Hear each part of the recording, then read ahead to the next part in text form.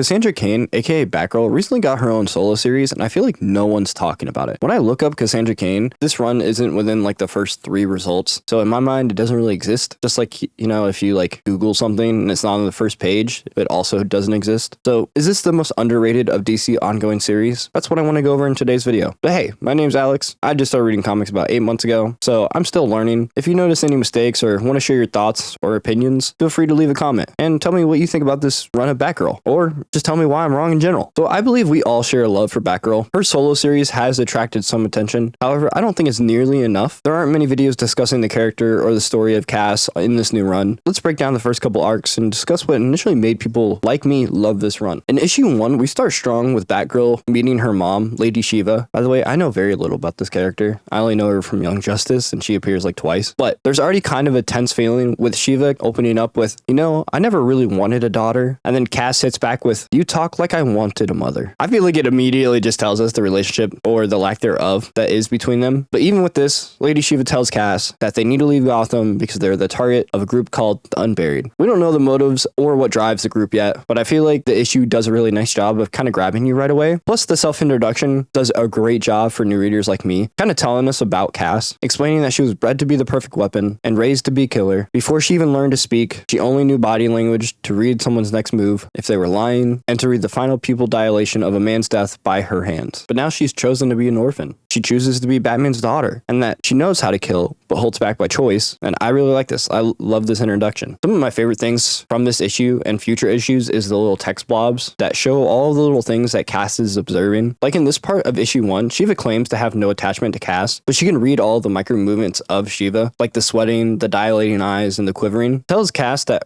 her mother lies about what she said. And by the end of the issue, we have Cass standing by her mother, fight the Unburied. A solid start for this run, but we're going to take a quick moment to look at each issue. So if you've not read issue 1 through 15, go ahead and read it and watch one of my other videos while you're at it, please. So that's the spoiler warning for the video. In issue 2, Cass and Shiva end the fight pretty quickly after Cass wants to go to Batman and the others for help, but Shiva convinces Cass that getting them involved will lead to their deaths, and she only asks for one night. I personally like this because it shows that Batgirl sees the rest of the Bat family as her own, but like many other members of the Bat family, they worry about putting others in harm's way and try to solve everything by themselves. It's just a character trait of the family, I think. But this is also really good for the series. It allows Cass to be in the spotlight, and it doesn't let another member of the Bat family take away focus from her. So instead of going to Batman, we go to someone stronger, an Asian mother who runs a restaurant. I know this is true because my grandma ran a Thai restaurant and beat a man for stealing money. Don't mess with them. Now, luckily for Calvin the Unseen, grandma was nerfed. Series almost ended for him right there. And unfortunately, Batgirl was also overwhelmed by Calvin, so Shiva and Cass had to retreat, leaving Gotham behind. This really hurts. It feels like Batgirl was ripped from the city that she finally felt comfortable in, and from the family that supported her. Cass is introduced to new allies who follow and are sworn to Shiva. Unfortunately, those are not the only allies we meet, one of them being the League of Shadows, which at this point Cass doesn't know that they're in alliance with, leading to a fight with Cass and the League. Not caring to listen to her mother about why they're here, and just seeing her mother as someone that's cruel, a liar, and that only hurts. She's someone that doesn't feel or care for anything unless it's for herself. Cass sees herself as the opposite, as Barbara's will, as Stephanie's heart, Tim's wit, Jason's grit, Damien's guts, Duke's hope, Dick's fate, Alfred's care, and Bruce's pride. For me, I love this. From what I understand about Cass, all of these things she didn't have before, but after joining the family, she was able to fill the shell of a person her mom and Cain made her to be. But back to the new allies, we learn that the Unburied has shaken up a lot of the underground organizations. So Shiva is working along with Angel Breaker. I have never seen this character before. Nissa Al Ghul, I know her from the CW Arrow show, but is characterized very differently in the show, but that's a different video. And Bloodmaster Wu Lin, who I also don't know. Anyways, caught off guard by a bomber that snuck onto the train, they were ambushed, and Shiva is taken by the Unburied. Luckily, Cass is the goat and threw a tracking device on her mom, leading her to the nest of the Unburied to save her mom. Unfortunately, she did get caught though, which I don't think was part of the plan, and she was knocked out. Then Cass falls asleep. But I really like this page in this issue, showing the abuse, the training, the killing, and the weird sense of love from Shiva to Cass as a baby. I feel like it perfectly captures the weird love and hate that this mother and daughter feel, but still in that dream, she meets Stephanie and talks about the loss of control when her mother comes around and the trauma that she received from David Cain. Also, I love that when she goes to say father, she corrects herself and says David instead. But in the same dream, we start to see Cass's true feelings about her mother, wanting to love her, but not being able to because she's the parts that she doesn't love about herself. And saving her mom means that she might be able to save the little girl inside of her. This is really nice to finally see just a little deeper into the trauma and hurt that Cass is dealing with. I feel like it brings us a little closer to the character. But after being woken up, she finds herself trapped with her mother, with multiple questions in mind, like what is a mother? Is it someone that just birthed you? Or is it something more owed? What is a daughter? Is it merely a relation demanded by birth? Or is it something more owed? She then talks about how Batman chooses to be her father and how she chooses to be his daughter, but she didn't choose to be Shiva's daughter. I feel like this kind of poses a bigger question of what really is family. Is it the blood that ties you together, or is it the bond? After being held captive for a bit, one of Shiva's followers frees them. They escape, diving into a nearby river. After getting out of the river, Cass and Shiva start fighting about how they will leave the cave. Cass defies Shiva, tired of lies and being toyed with, dragged into something that never involved her, and disrupting her peace. Shiva claims that the Bat family has only made her weak. Cass explains that they're the family that she chose, and she won't let her destroy something so sacred to her. But I don't really think anyone was ready for this. Shiva then explains that Cass is sacred to her, and she will not lose her. Cass shaken talks about how Shiva is her mother, but was born as her wound. She wants to trust her, but it always leads to pain. And she is done. After they escape, she never wants to see her again. Shiva understands that, but asks how they plan to escape. Then, Batgirl starts aura farming like Batman, and says she will use what she learned from her father. Absolutely, I love this panel. It is so cool. Anyways, they use the bats as cover and a distraction to get an advantage on the unburied, escaping the cave. Heading to the bike, Shiva refuses to leave, telling Cass to find the bronze tiger. But the part that kills me about this is the plea from Cass saying that she would choose her mom, and that she should leave with her, or else she'll be killed. As Cass starts to leave, we get her final thoughts on what makes a mother. It's something that is owed. It's a mother that protects, and that teaches. She causes pain, but also nurtures. A mother sacrifices herself so the child may live, even if she has to die. These last couple issues, I feel like did a really good job of making me care about Shiva and her relationship with Cass. The constant questioning on Cass' side of the relationship, I feel like adds like a whole new layer to the story overall. I feel like a lot of the drive of the story would be lacking without this dynamic. And so for me, this first arc is really a 5 out of 5 for me personally. Now, to keep the video from being 5 hours long, I'm going to talk about the things that I like from issues 7 to 15 and some of the complaints that I've seen in reviews from other readers on Comic Geeks. Also, feel free to check out my comic collection in the link below. So the next couple chapters, we see Cass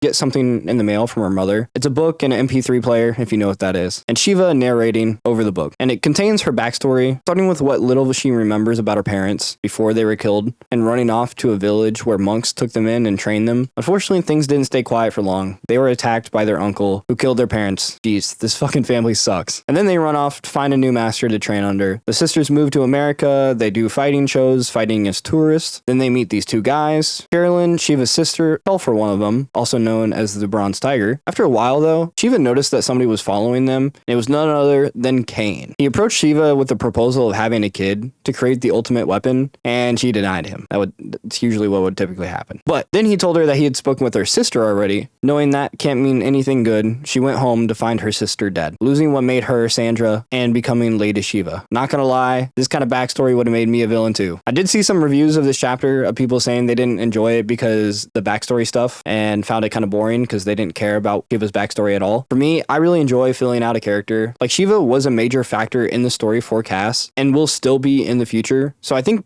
this context is kind of needed. During this time, Cass finally meets with Bronze Tiger and lets him know that Shiva is dead, and she was sent here for the Jade Tiger. And surprise, it's a secret brother she didn't know about. But before really getting a chance to take this in, they're attacked by two different assassins. One gets taken out basically immediately, but we find out that Jade Tiger is a little green behind the ears. Get it? Never mind. It's not that funny anymore. I've read this 8 times. But we learned that Tenji was raised and trained very differently. He grew up thinking that Shiva and Bronze Tiger were heroes. Oh man, I got something to tell you. But anyways, during the fight with the second assassin, Cass kind of snaps and almost kills the assassin from the Blood Clan. But Bronze Tiger stops her and confronts her with her mom's death. I feel like this was really needed because Cass has only pushed people away and finally had someone to tell her it's okay to miss her mom and how to start healing from this kind of loss. And after a meeting with the new family, Jaya, the daughter of the priest from Shiva's following, shows up, leading Cass and Tenji to Nissa Al Ghul. Now, this is the part I've seen the biggest complaint about, is the next couple issues. We see multiple betrayals, so try to keep up, but Nissa tries to convince Cass to infiltrate the unburied main base and destroy the poppy flowers that give the buried the metahuman level powers and healing. healing. But this mission kind of comes with a new team of people. First, we have Angel Breaker on the team. We met them earlier. Jaya, Tenji, and Aruna, a shapeshifter from what I understand. The team sneaks into the Unburied main base where they split up to find the poppies. This is when Cass finds out that Nissa is not as innocent as we were told. As Cass is searching through the festival, she sees that Nissa and her father were the cause of the Unburied awakening, and then sees a statue of Lady Shiva, causing her to freeze up. But with Jaya there, she was able to bring Cass back to her senses. But unfortunately, then Kalden appears for the festival, and Cass starts hearing her mom asking for revenge, and tries to assassinate Kalden, but is stopped by Tenji. So they regroup and start heading to the room with the poppies. Angel Breaker is already there and waiting, but then Aruna disappears. So Batgirl follows Aruna, revealing that she had a different mission, to steal the seed pods for Nissa, but Batgirl stops her. But now exposed, Angel Breaker blows up the room full of poppies. They escape, completing their mission, or so we thought. At the end of the issue, we find out that there was a mole working with the Unburied the whole entire time, and that the mission was not actually complete. But after getting back from the mission, Tenji and Cass kind of get into it. Cass kind of cast him aside, but I think this is more out of confusion than hate for Tenji. But while Tenji was sulking and kind of wondering if he was even cut out for this, he spots a group of people from the League entering a secret tunnel, so he follows to uncover what Nissa is really hiding. During this time, Cass confronts Nissa about what she saw and wanted to know the truth. Was she with her father when they attacked the Unburied? Nissa claimed that there was just no blood on her hands and it was only Ra's al Ghul that did it. Cass, learning this and not being able to trust a word of what Nissa says, realizes that she won't find what she's looking for here and lets her know that she's leaving. But at the same time, Tenji finds out that the secret tunnel that he's in connects to the Unburied main base and goes to warn the others. As he's leaving, he fights off multiple Unburied and reaches Nissa, where he pleads that she send guards because there's a sneak attack coming. Then Nissa says everything is going just as planned. Then Angel Breaker goes to take out Tenji, with the next page showing that Jaya is the Unburied mole. So I can definitely see why there are some complaints about there are too many double crosses, but I think in a couple chapters, everything will be clear. I think the team writing this is doing an amazing job overall, and I feel like people are just not talking about this enough. Like, I love this series. I really like Tenji as a character. I hope we see more of him, and I think there's a lot of potential growth for him, being so sheltered, and I can't wait to see how this will play out for Jaya and her motive and why Nissa already knows about this attack. So I think the next couple issues will definitely tell us exactly what we want to know. Anyways, that's the video. It's quite a bit different from my other videos. I really enjoyed the series, so I wanted to do a little bit of a deeper dive on each issue, but I didn't want to make the video too long, so let me know, do you guys want longer videos, shorter videos? But that's enough yapping. Thanks for watching. Like and subscribe. Peace.